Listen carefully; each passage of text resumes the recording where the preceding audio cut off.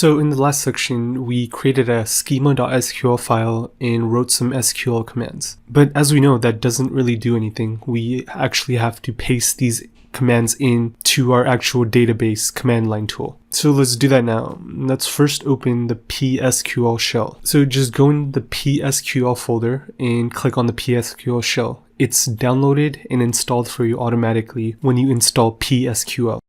So if you haven't logged into the shell at all, your screen might look different from this. Just follow the instructions and set up the default username, password, and host you have, and leave everything default. But if you've already signed in and set up your account, your PSQL shell will look like this. So go ahead and just log in as normal to the PSQL shell.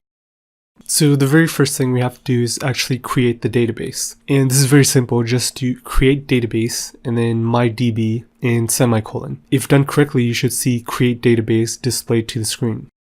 And now we have to connect to this database, so just do /c and then mydb. And just to note, whenever you see commands such as / and then lowercase letters, that means it is a PSQL specific command. Whenever you see capital letters like create database, that is an SQL query. So / means PSQL command and capital letters means SQL query.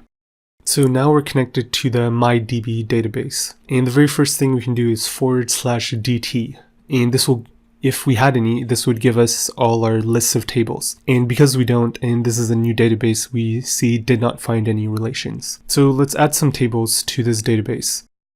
So let's go back to our schema.sql file and literally just copy the create table commands and just paste them into the PSQL shell, like so. And also make sure that you're seeing create table after each query. If not, you may have made some error. And the most likely error is that you didn't include the semicolon. And if we run the /dt command now, we do see, yes, all three of our tables are here. So it was successful. Awesome.